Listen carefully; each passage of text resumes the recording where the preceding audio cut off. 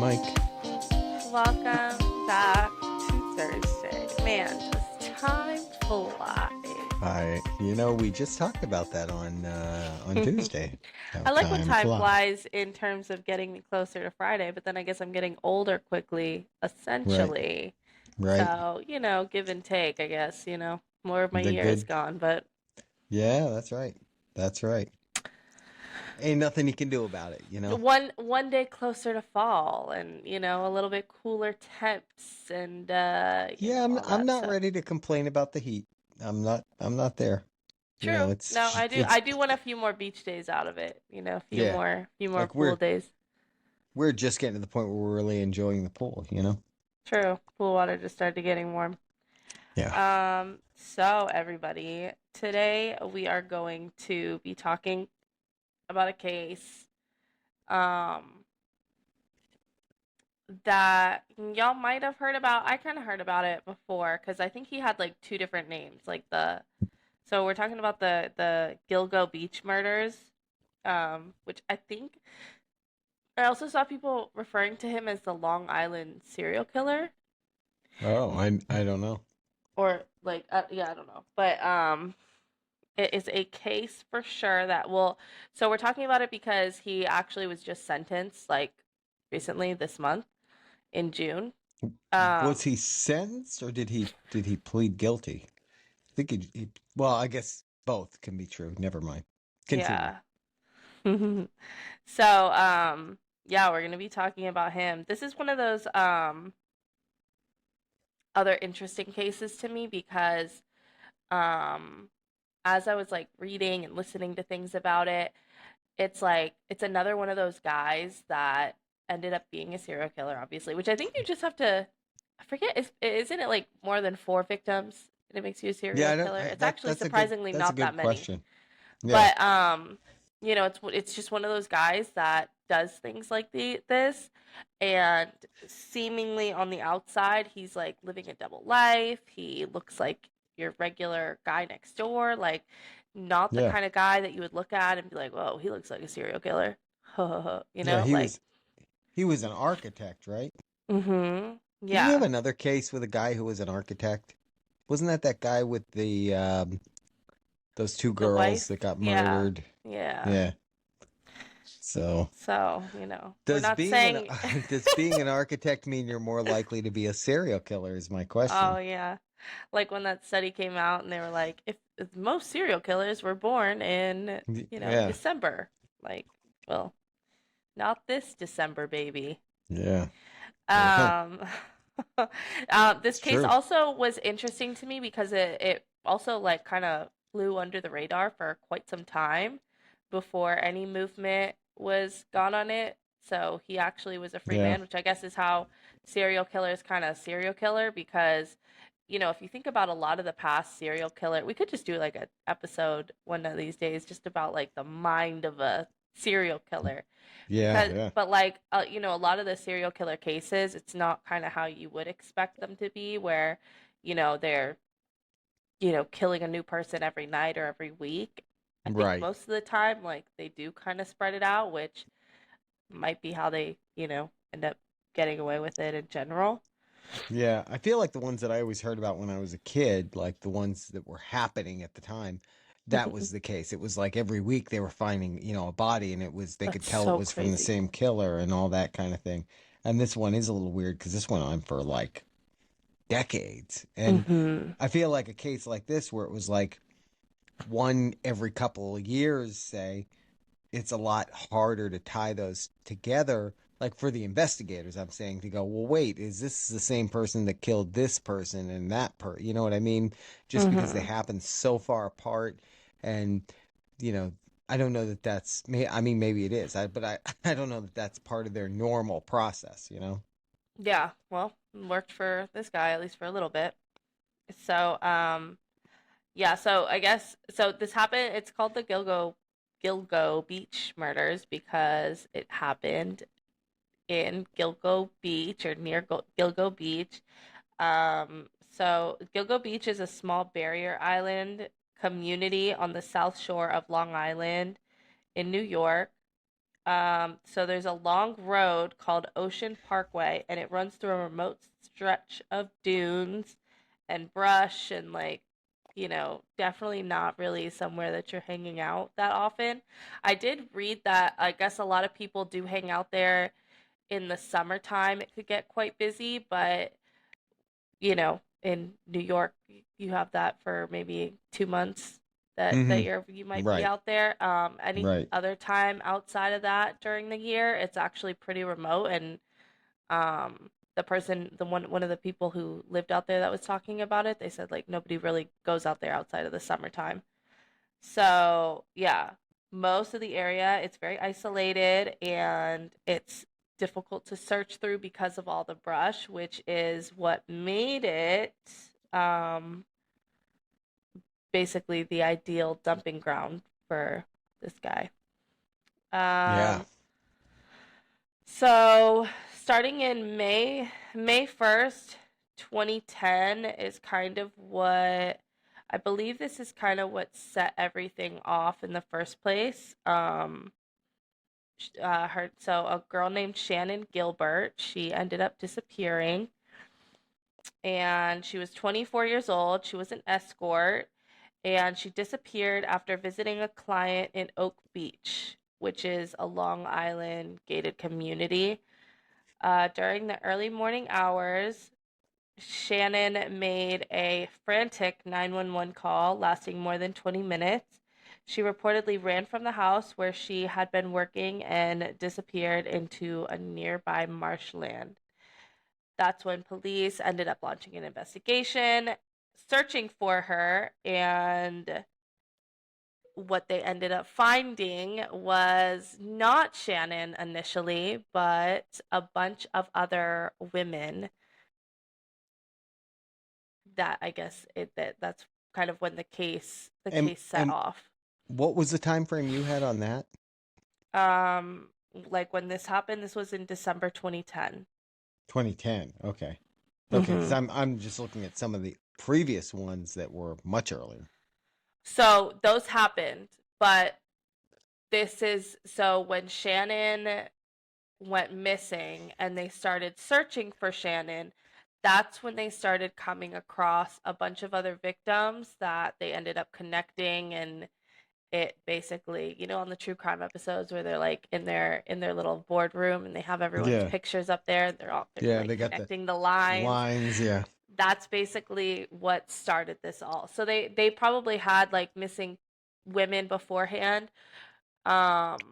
But Shannon's disappearance, because her family also was like pushing the search for her. And yeah, that like I think the police searching for her is really what sprung off the the case, the whole Right. search for everyone else. And then noticing like, wait, these women and their disappearances and their murders, these are all connected. Now we have to find the guy that did all of these. Right. um as sad as Shannon, what happened to her. At least it led to the bigger picture of finding this guy to get justice for all the other people that disappeared. Yeah. So did they um find her though? I believe they ended up finding her. So let me go to my next part. Sorry, because I'm looking through the list of names that I have, and there's no Shannon listed on my list. So Oh yeah, no, I Shannon was the main one. oh Shannon was like the main one in the she well, okay. So December 2010, while searching for Shannon Gilbert, a police officer and cadaver dog discovered human remains near Ocean Parkway. Then another set. Then another set. Then another set. So these four victims, they were nicknamed the Gilgo Four. mm-hmm. And by the end of December, investigators had found all four women buried within a relatively small area. The victims became known as the Gilgo Four, and their names were, these are probably the ones that you have: Melissa Barthelemy, Yep. Maureen Brainerd Barnes, Yep. Megan Waterman, and Amber Lynn Costello. Right. Yep. Those So are the Well, there are four of the ones I have. Then I have another Yeah, four too. yeah. Because he admit. Oh, okay. So I guess Shannon wasn't maybe murdered by him. She just disappeared, but her disappearance led to them finding. Right. They were Yeah. searching for her and yeah. Right. Yeah. Yeah. Yeah. And I guess, and you may have said this already, but I guess all these women that he was targeting were, they were Escorts. escorts. Yeah. So, Yeah. So they all disappeared between 2007 and 2010. Their bodies had been wrapped in burlap and left near one another along Ocean Parkway. Crazy. I have heard in past like serial killer cases, it might get to this, but they also like a lot of these serial killer men, um they go after like the escort types because they assume like nobody's gonna be as sad as it nobody, is, yeah. that nobody, not as many people are like gonna assume anything or look for Right. them, or yeah. Or if they disappear, are going to be, I mean, it said these were independent escorts, but if they were ones that had like, somebody who ran them, um, Oh yeah. even that person's not going to be looking for them because what are they going to go to the police and say, hey, one of the escorts who works for me Yeah, never disappeared? You know never what I came mean? back It's, yesterday. Yeah, yeah. exactly. um so more remains were discovered between March through April 2011. The discoveries did not stop with the Gilgo 4. Additional searches uncovered six more sets of human remains. Some belonged to previously unidentified victims, and then others were linked to body parts that had been found years earlier elsewhere on Long Island. Oh, wow. Crazy. Um, Among those that were eventually identified, Jessica Taylor, Valerie Mack, Karen Vergata, and then investigators also discovered unidentified victims, which included an unidentified woman known as Peach's young child, and an unidentified Asian victim, often referred to as Asian Doe. That's kind of crazy. Yeah, that is a little odd. See, I have another one listed on mine. That's a Sandra Hmm. Castilla. And it says that one was from 1993. Hmm. But it also sounds like some of the remains were found. Um, let's see. Yeah, it says found in the Hamptons. Her inclusion extended his known timeline back to the early 90s because they found her remains, and maybe that was the one that he admitted to like after the fact, after he'd already been convicted. Hmm. Um, because it says she disappeared and was found in 1993. So they found her body, they just never knew who killed her. Oh, right. Yeah. Yeah, because it did say that, like, the case, even though it's like they have who, like, did it to all these people and stuff, it they still kind of, a lot of people consider it unsolved because Right. they don't think that he admitted to all his victims. I think he initially admitted to like eight, Mm-hmm. but like they end up finding more, so like there is a part of them that thinks that he didn't confess to all of them, which I wonder, like, in his mind, why he wouldn't. Like, if you're gonna confess to eight, why wouldn't you just Yeah. like Just tell all? I don't know. yeah. Like, but a lot of these people are kind of sick in the head and might like to not give out all their information because they know it makes Right. everybody mad, and they're not trying to like clearly be a decent human. Right. um So, December 2011, this is more than a year after Shannon vanished, and the remains of Shannon were discovered in marshland near Oak Beach. Her death became one of the most debated aspects of the investigation because some family members believed she had been murdered. Authorities ultimately concluded that her death was not definitely connected to the serial killings. To this day, her exact cause of death also remains disputed. So, Wow. uh, yeah, they're not sure if there is the connection, but her Kind of odd though disappearance, that like she was the one her yeah, like you were saying her disappearance is the one that triggered everything. They yeah, find her body and then they're like, "Nah, we're not like that And I know if you can't prove it, I get it, but But sometimes it's just odd. also like I know a lot of ways that they connect it to is like if the victim has like certain like most of the time if it's a serial killer, he kills his victims like similar ways Yeah, or like yeah. there's just like those Almost similarities. ritualistic kind of things. Yeah. Yeah. So like if her cause of death is just totally different than like the other 8 women that they found, yeah, there's probably going to be like, okay, I mean, we can't Right. completely rule it out, but also there's no connection with this Right. Right. unless he just, went rogue with this one. So between 2011 and 2021, that is when the case never really went anywhere. There were different police administrations that pursued different theories with it. Investigators examined a bunch of cell phone records, witness statements, and forensic evidence. The public also referred to the unknown killer as the Long Island serial killer, also known as LSK.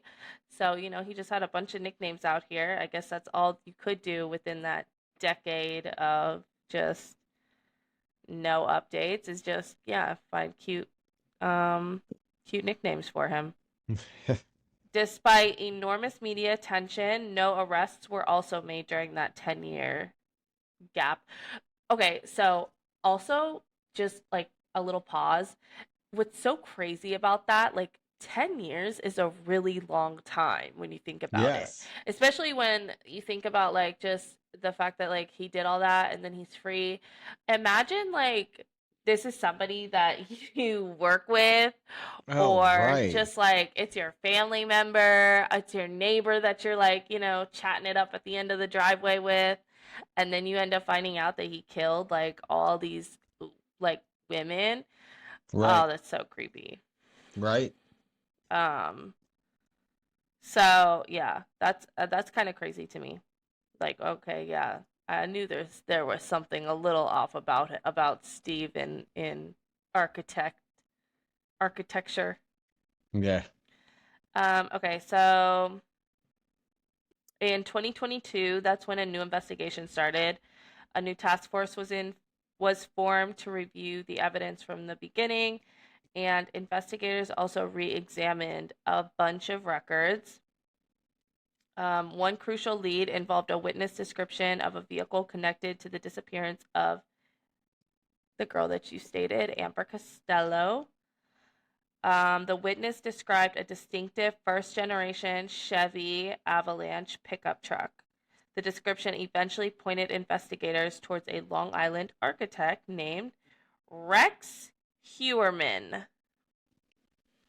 Yeah, and it says on the information I have, it says that like that was right after the Chevy Avalanche came out, so there weren't a lot of people that had them. And he lived in Oh. that area. He lived in that Massapequa Park area. Uh-huh. So that's part of what led them to him was Oh, it because was like this dude lives in easy. this area and these aren't that common yet. They had just come out. So Mm. yeah. Wow, that's crazy. Um, wow, that's wild. Yeah. Yeah, so he actually owned it says an architecture consulting firm. And yeah, he lived years without attracting major public attention. He was probably trying to do that on purpose. Investigated, but also bought a brand new Chevy Avalanche. So I don't Yeah. know what's bringing more attention to you. Yeah. Investigators allege that he targeted women involved in sex work and used burner phones to communicate with them before their disappearances. Yeah, I heard something that I was reading. I think he met a lot of the women on it said Craigslist. Craigslist, Yeah. Yeah. which is a real throwback. Maybe that's why he did stop after a while because Craigslist, Yeah. I uh, think it's still there, but does anybody use it? that's what Like, I'm saying. I feel like everybody who used to sell stuff on Craigslist is now using Facebook Marketplace, right? Isn't that? Yeah, yeah. That is funny. I don't think anybody's going to Craigslist. I think Craigslist Yeah. also, like, unfortunately for Craigslist, just, It got the reputation of being the place that people went to look for escorts. escorts. So, Yeah. I do remember back in the day looking for cars on Craigslist though, so hmm shout out to yep. those times. And houses. Some people would sell houses on Craigslist for a while. Yeah. So July 13th, 2023, this is when Rex got arrested. He was arrested in Manhattan and he was initially charged with the murders of only Melissa Barthelemy, Megan Waterman, and Amber Costello. He later was charged in the murder of Maureen Brainerd Barnes. Barnes. Together, these women were the Gilgo Four. So he was initially just charged with those murders. hmm Um, Investigators said several, which I wonder, so yeah, investigators said several forms of evidence connected him to the murders. The most significant one was cell phone evidence. Authorities traced burner phone activity allegedly used to contact the victims. The phones were linked to areas associated with his home, office, and travel patterns. So that goes to show you guys, even the burner phones are somewhat traceable. Right.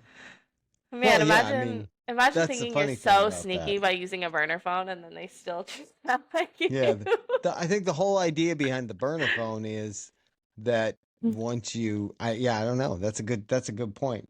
Because unless you're buying them with cash, but then they can track to the store you bought it at, and they can check the the camera. I mean, yeah, I think Cause like digital he's footprints. still calling them. Like I think it would have Yeah, been true. more if it was like maybe burner phone to burner phone, maybe it would be Right. different.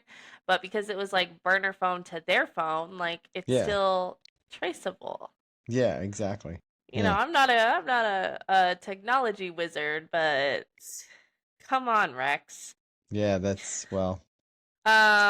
So there was also the vehicle evidence that connected him to these because of the witness and the Chevy Right. Avalanche, seeing that.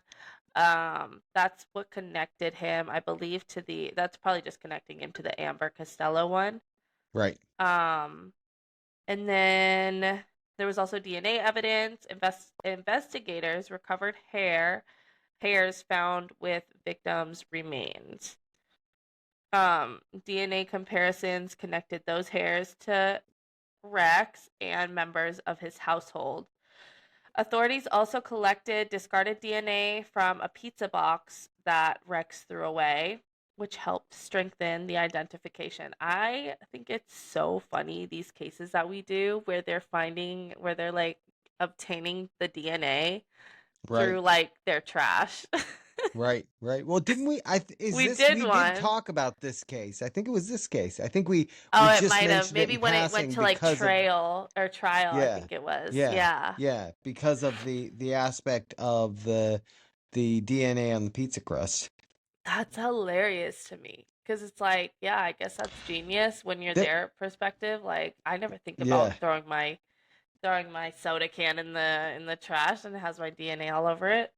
yeah, yeah. There's another aspect of this case too that makes it a little crazier when you're done with your summary that we can go through too. Um, Stay yeah, tuned so to the end. all right, you should always stay tuned to the end so you can listen I to our know. theme song exit.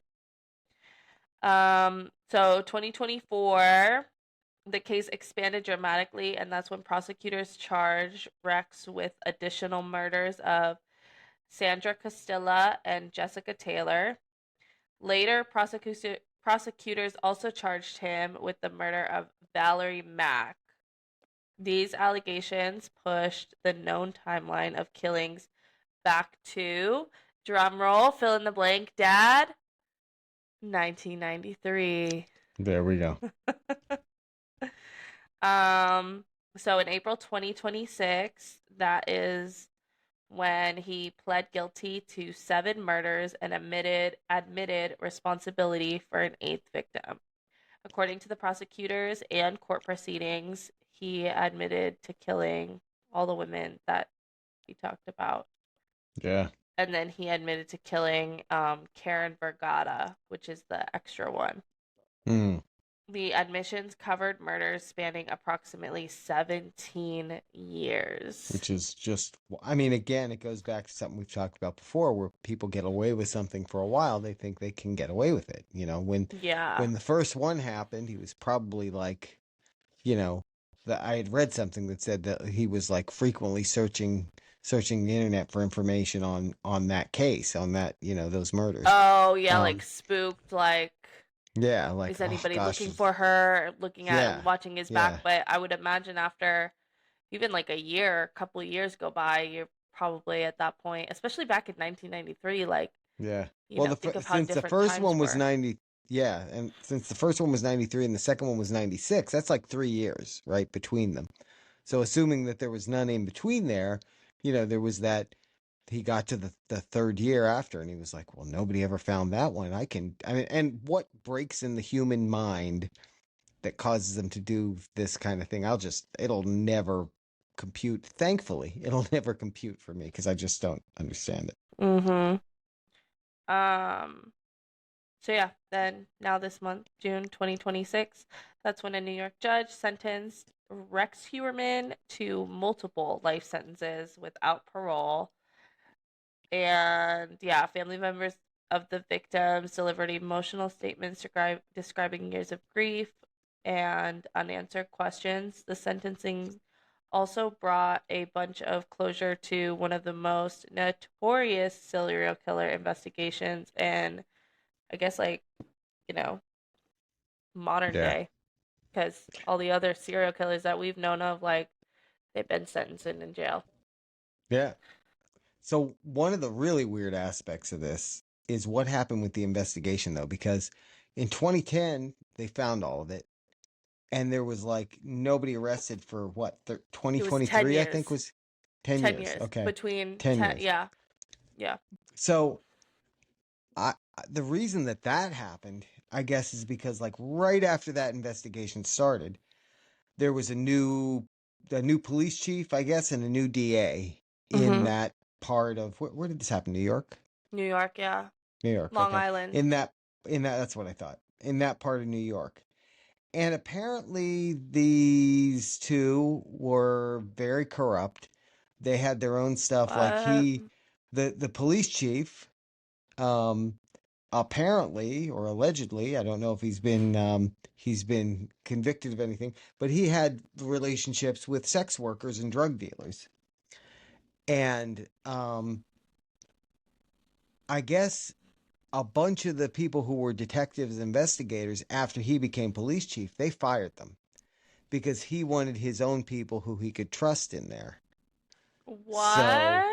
so that they could look the other way on things when he said to, that kind of thing.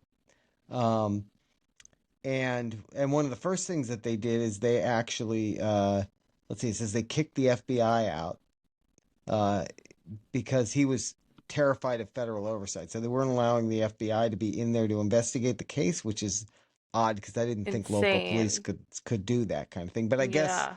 that's kind of the same thing that happened in the Nancy Guthrie case. The FBI wasn't in there like they should have been.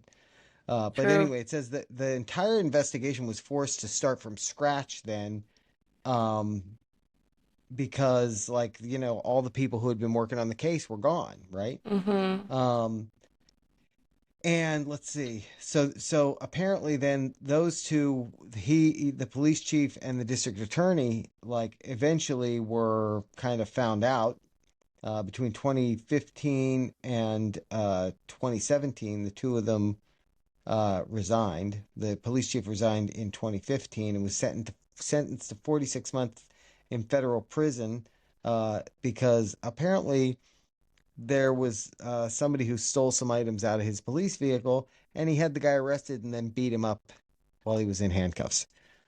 The police chief did, yeah. This is like My stuff from a bad gosh. TV Like a show, right? movie. Yeah. Yeah. So then also the district attorney resigned in 2017. Oh, it also says the police chief was arrested again in 2013 for soliciting sex in a public park. Um, My And then goodness. the district attorney resigned in 2017 and was convicted of federal obstruction of justice, witness tampering, and conspiracy. And he was disbarred. So anyway, the bottom line is because of those two and the stuff that they were doing, the whole case kind of got delayed. The whole process of it got delayed. And so, basically, like, instead of this guy being convicted in, or found, I guess, in 2010, it took like years for him to actually be arrested and put on trial and all that, which is that's just insane. That's just that That's part of it to so me. Like when I crazy. read that, I'm like, wait, so This sounds so made they, up. Like, yeah, and a made up extra drama side of it. But yeah, that I guess that makes the that 10-year gap make lots of sense. yeah, exactly, because it was like yeah, I mean, it says like these guys were real life villains, like they're like comic book villains. That's They're crazy. um, it says that, let's see, this is the part I was talking about. Spada, DA Thomas Spada was the top prosecutor in Suffolk County from 2002 to 2017. Um, and he acted as Burke, the chief of police's political shield, together with a guy named Christopher McPartland, the head of the DA's anti-corruption unit. That's ironic. Um, Mm-hmm. they True. formed a shadowy group they explicitly referred to as the Inner Circle. This definitely sounds like comic book This villain stuff. yeah, it's giving comic book. The primary goal was maintaining power and keeping their own illicit activities hidden. So, because of that, which by the way, I think like maybe we need to do a separate episode on that, but Right. because of that, like this killer walked around for, another 10 to 12, whatever years after they knew that these people were murdered, that this was a serial killer, because they were more concerned with, you know, their own, I guess, I don't know, cover ups, Extracurricular. whatever. Yeah. Yeah. Than doing, the job that the people there need them to do. It's crazy. It's good. It's good to That's read that, wild. like, they were brought to justice over it. They were brought to justice before old Rex was, but yeah. So Man, I just thought that was crazy. Like, it's crazy as if because the like case wasn't crazy enough. you think about like how many times that actually does happen. You know what I mean? Like, Right. you look at because you look at how fast some of these cases get solved and figured out and investigated. And I know they're not all created equal or whatever, Right. but Sure. like even in a case like that, it seems like as I'm reading all the evidence that they had and stuff, it seems like it should have been pretty cut and dry. Like once they were looking for Shannon and they found all the other remains out there, and then they could find the DNA evidence and stuff, like Right. linking him to them, it's kind of Right. like it should have been like solved a long time ago. Like he should have been Yeah. convicted a long time ago. Well, yeah, because even the witness, the witness account of the truck, that didn't come out later. That was there from the Mhm. beginning, and it was just once there were people that were in there that were actually investigating this after these Mhm. these couple of you know great public servants were no longer in the picture. Then they Mhm. reviewed everything and were like, well, why haven't we looked? It's just crazy. It's crazy. Yeah. And I'm sure that happens a lot. Like, I mean, Yeah, sure. I mean, not I to still, accuse anything, but like, look at the Nancy Guthrie situation of like, I was that's a case just gonna say that.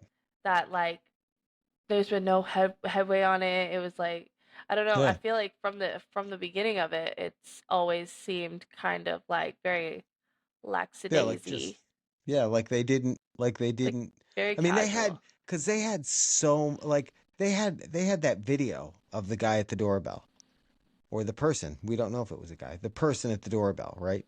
They should have been able to get so much information from that, right?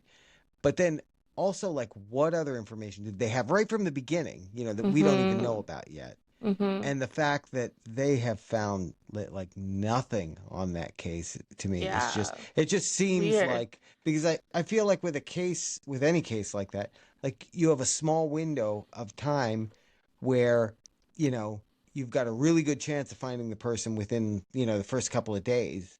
Yeah. And then the further away from that you get, the more like, maybe there's evidence you missed that would have helped or that kind of thing. And I Yeah. feel like that's what happened there. I just feel like it was, yeah, like maybe they don't deal with a lot of those kind of cases there or something like Yeah. that. But Maybe. But it's also 2026. Like, I don't know. We're yeah, talking about guys over here getting caught like on Google Street cameras. Like, right. we Or got burner things phones. everywhere. Burner phones. Yeah, You know what I mean? yeah, Like, come on.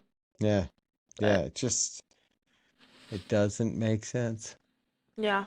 Yeah, this So, this was a wild one. This was a wild one. But he is now mhm. going to jail for the A rest of long. his life and part of a couple other people. So that's good. Yeah. For his next few reincarnations, he's just gonna be in Yeah, jail. Imagine. exactly, That would exactly. suck. Could you imagine? Yeah, could you imagine if that, like when they gave them 7 life sentences, they just left them in the cell, like for 7 lifetimes? That would Oh be. yeah. I mean, I feel like you're punishing someone else then, Yeah. because there's other people No, that have to be for around sure. that. For sure. But all right. Well, hope you found this one enlightening and interesting. I know I did with doing the research that we did. So, Mm-hmm. let us know what you thought of this one. And yeah, anything else? Nope. Have a great Okay. weekend, everybody. Peace Yeah, out. we're almost to 4th of July, America 250. Woo! I thought you were gonna say we're almost to Marvel Monday again. Yeah, that too. That too. Check And us out, regular Marvel Monday. schmegular Tuesday. Regular schmegular Tuesday. It's definitely not Taco Tuesday because there's not that much to talk about tacos. So, No, all there's right, not. guys. Bye. Bye bye.